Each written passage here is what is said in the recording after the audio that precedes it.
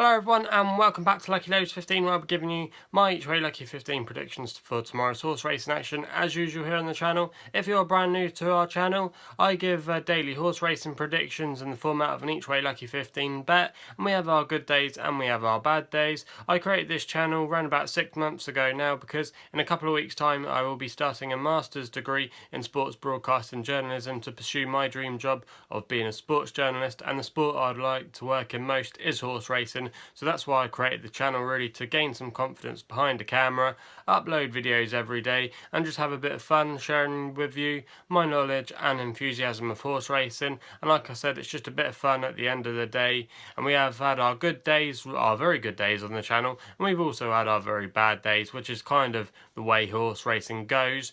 But thanks for all your amazing support so far, and please subscribe and like the videos if you haven't done so already. I'm just going to run through on how today's selections ran. We've continued in not bad form in the nap department. We had another winning nap today with Rigoletto. Great ride by Jamie Spencer. Was a bit different to the way I imagined the race might go. I thought it'd be the typical hold-up Spencer ride, but it turns out Rigoletto was really ridden from the front early on and pretty much made all within the race, and when all the other horses were being hard pressed and hard pushed, Rigoletto didn't really break sweat, and Jamie Spencer only had to give the horse a little nudge about a furlong or so out to kick on, and it won by a few lengths in the end. So it was a really nice ride by Rigoletto, showing why it was definitely the market favourite, and that was a good nap selection there.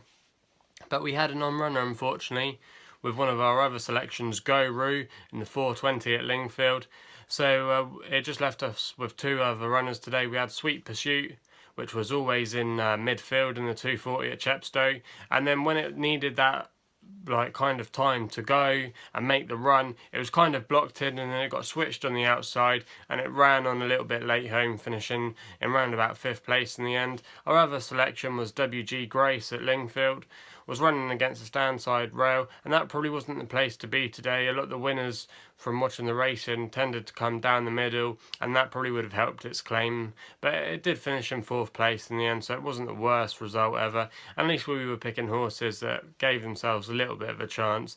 But anyway, enough of today's running. We're going to be getting stuck into tomorrow's horse racing action, where there's some good meetings on the card, a few decent races, and we kick off with the only Group 3 on the card in Britain tomorrow, and that goes to Salisbury in the 350. Now, this race is very competitive, very hard to work out. I like the chances of Special Purpose, Oriental Song, and I nearly went for Oriental Song for Owen Burrows and Jim Crowley tomorrow, but there's this horse tomorrow which is going to be my long shot that I kept going back to. And you know when you get a gut feeling about a horse sometimes, no matter what it is, what the form is, what the combination is, just when you get attracted to a horse because you think it will run well. Well, I kind of got that feeling with this horse, and the horse that I've gone for in the 350 at Salisbury tomorrow in the Group 3 is a horse called Bambino Lola, which is trained by a trainer I haven't really heard much of before, Adam West, and Royston French takes the ride tomorrow.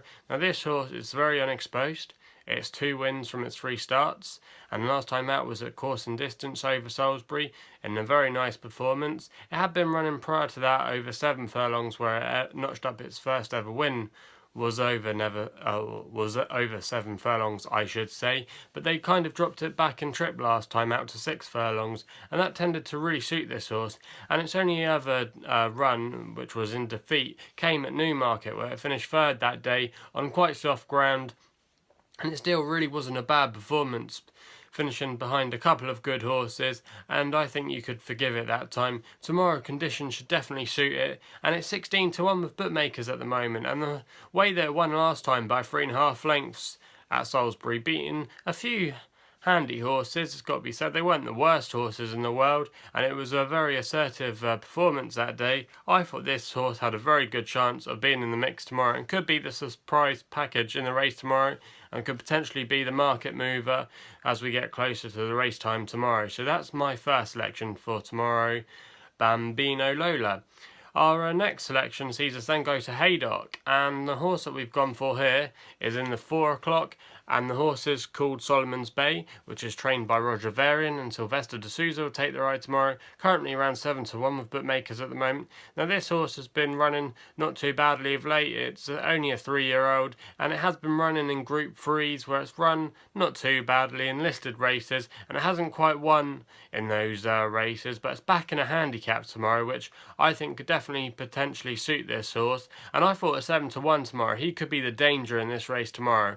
A lot of the pundits and all the market seem to be going for So Beloved, and that horse now has had quite a few runs where it's finished back in midfield, and every time I've heard someone say about this horse, they say, oh, it was really unlucky, it was really unlucky. Well, if it was really unlucky, it should have been winning by now, really, because I know it's been showing promise in the races. It looks like it's going to be the eventual winner, but if it hasn't got its head in front in the last few times, there's just something there that just keeps finding other horses too good on the day. And I think this could be the same case where people think, oh, it's going to win tomorrow, but there could be something better in the race, and I thought Solomon's Bay could potentially be that horse tomorrow.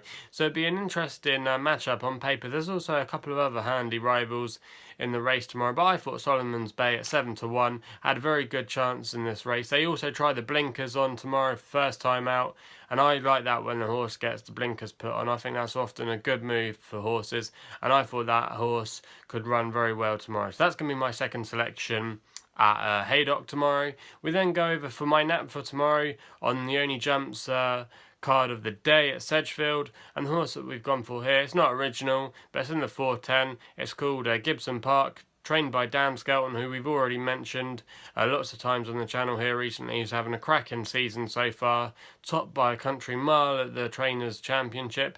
But his brother Harry isn't riding tomorrow. I believe Harry's on holiday, but he shouldn't really be on holiday. He should be hard working, in my opinion, trying to get winners, because Richard Johnson had a treble today, and it was only like about a week ago that he got the deficit down to 1 between those two in the Jockey Championship, and Richard Johnson's now been beginning to pick up the form a little bit the last few days, having a double here, a treble today at Savile. So he's been riding very well, Dickie Johnson, in the last few days, and Harry needs to get back from holiday if he wants to win that champion's crown. We just made a vlog, actually, episode 6 of the Lola Look, where we look at an issue and debate within horse racing. We just discussed about the jockeys and trainers title in the National Hunt season this year, and potentially what are the main contenders in those championships. You can check that out as our latest video before this one, so have a look there if you haven't done so already.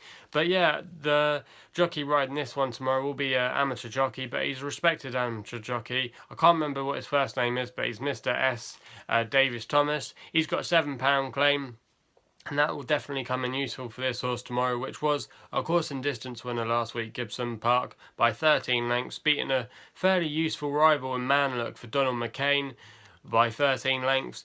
That actually had been running pretty well of late, been notching up a few wins Manlook had for Donald McCain, and I thought the handicap market's got tomorrow for its handicap debut. I think it's of 126, was a fairly lenient mark tomorrow, and that mark should show that it's definitely better than a lot of its rivals in this race tomorrow, and I think this horse will take all the beating and again could be a nice winner there tomorrow. So at 7 to 4, I thought that was pretty much a no-brainer, really, for what I would consider to be, if there ever is a dead cert tomorrow, but I'd probably fall at the first or something like that. Now I've cursed it, but I thought that had a very good chance in that race tomorrow. So that's going to be my nap at Sedgefield tomorrow. We then have to wait a few hours before our last selection tomorrow, and we go over to the all-weather meeting at Chelmsford, and we go to the 8:10 tomorrow, and the horse that we've gone for here is a horse called New World Power, currently 13 to 2 with bookmakers at the moment, trained by David Simcock, and Shane Kelly will take the ride tomorrow. Now this horse hasn't won for quite a while now, but when it has been running, it's been running very well in defeat against some better horses than it's racing against tomorrow. I thought this horse, making its all-weather debut tomorrow, had a very good chance of making the frame in this race tomorrow. It's against kind of weaker horses than it's been running against recently. Recently it's been running against horses like Great Sound, which has been trained by John Gosden, and only just beaten by about a length or two, and that horse, Great Sound, has got a nice pedigree, and they've tended to be horses on an upward curve that are really going to probably be very good horses in years to come. And I thought New World Power tomorrow, yes, it's going to be given a little bit of weight away, but it's been given away weight anyway in some of the races it has been racing prior to this race, and I thought that shouldn't really be too much of a concern for it tomorrow. I thought the all-weather could be the making of this horse tomorrow. David Simcock, I like him as a trainer. He tends to be getting a lot of winners of late as well, so I thought this horse could definitely be the surprise package in the race tomorrow, and that's going to be my last selection on our Each Way Lucky 15 tomorrow. But if you've had a good day in the horse racing world today, if you've had a few winners and have any other tips that we might not be aware of for tomorrow's racing, let us know in the comments box below.